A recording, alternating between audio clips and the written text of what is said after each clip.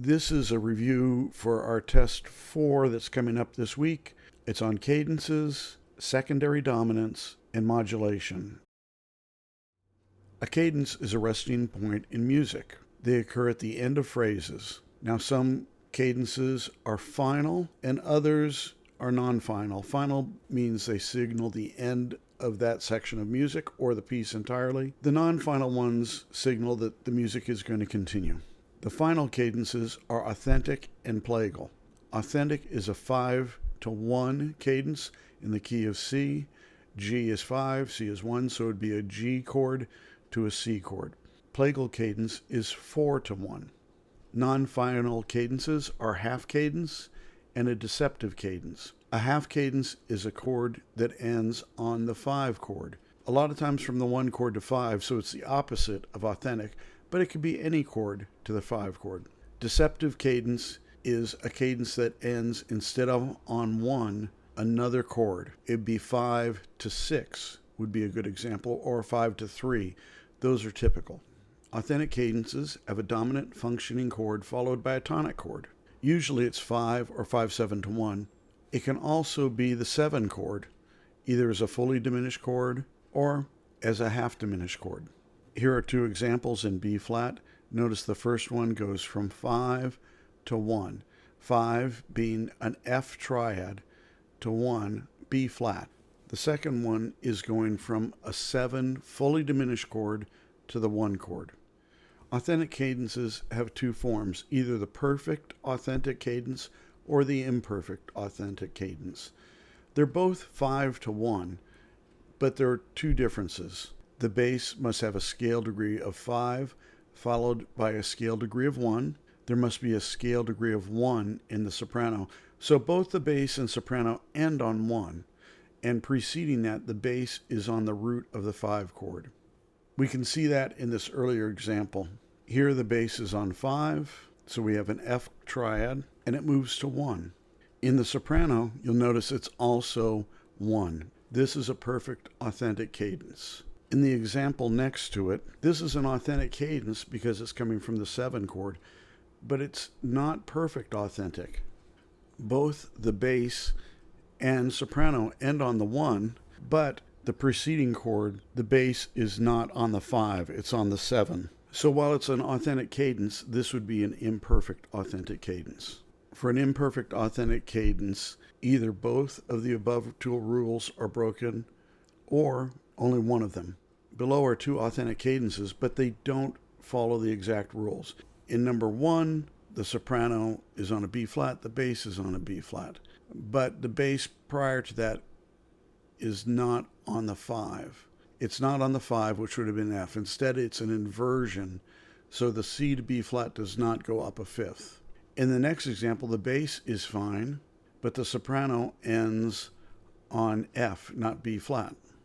Here are those things that are highlighted so you can see them. A plagal cadence is a cadence that goes from 4 to 1. People sometimes refer to it as the amen cadence. Half cadence is any cadence that end on a 5 chord. So instead of resolving to 1, it resolves to 5. A deceptive cadence. A deceptive cadence is any progression that ends on a chord other than the tonic chord. Most times it's usually 5-to-6. We looked at this Bach chorale in class, and there are a few cadences that we should see here. Here's a 5-to-1 cadence, so it's an authentic cadence, but it's not a perfect cadence because the soprano is not singing the root. A few measures later, here's the same cadence, 5-to-1, and again imperfect because it doesn't resolve with the soprano singing the root.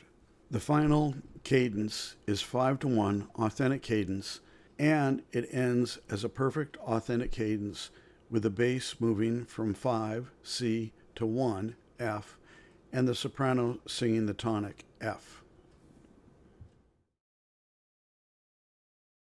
Secondary dominants. These are easier to understand. All it is 5-to-1. In every key there's a 1 chord and a 5 chord. The secondary dominants are outside of the usual diatonic key because they're becoming a dominant 7th chord resolving to 1. To figure these out, look at the chord it's resolving to. So for example, we're in the key of C. We play C triad for 2 beats. Now there's a blank on 3 and 4, and we're resolving to A minor. It asks us for the 5/7 of what? Well, A minor. In the key of C, A minor is 6. So this is going to be the 5/7 of 6. Sounds hard, but all it is the 5 chord of A minor. So if you count up the alphabet, A, B, C, D, E, we know that it's an E, some type of E chord, and that tells us that it has to be a 7 chord. This would be E7. The next chord we're going to is the 2 chord. So this would be 5/7 of 2.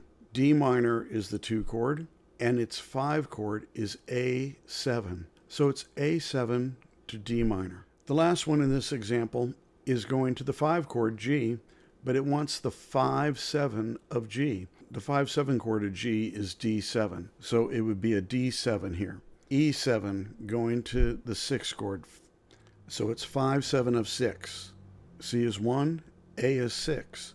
The 5 chord is E7. The next example, going to the 2 chord, D minor. A7 is the 5/7 of 2. The last one, the 5/7 of 5 is D7. Normally in C major, it would be a D minor chord, but because we want the dominant 5 leading to this next chord, it needs to be a major triad with a minor 7th, a dominant 7 chord. The last thing we're going to look at is modulation. Modulation is more than just a secondary dominant chord. We're staying in a removed key for a while. This Bach chorale has a good example of that. Our key signature is F major, 1 flat. Here's the second cadence where we resolve to F. But in the upcoming measures, things change. Notice there's a B in the bass, which is outside the key of F major. Also, the next cadence seems like it could be a half cadence because if we're in F, it's resolving to the 5 chord. But prior to that, we see there's D minor and G. So really we're in C major temporarily here for 2 measures. In this analysis, they use a bracket to the left to show that there's a key change. Just prior to this, an F triad was a 1 chord. This is another F triad, but in inversion. The third is in the bass. But now they've called it a 4 chord in the key of C major. We call this a pivot chord. F major is in both keys, F and C. So the rest of the analysis continues in C major. Also at the bottom, notice that they call this the 1 chord for C major. But now C major is also the 5 chord in F. It's a common chord. So now the analysis begins again in F major. And notice that, again, the B flat has returned. That's a quick review of the things we've learned. We'll go over it again in class. If you have any questions, ask me, get together with me. I'm here to help you succeed in music theory. Thanks.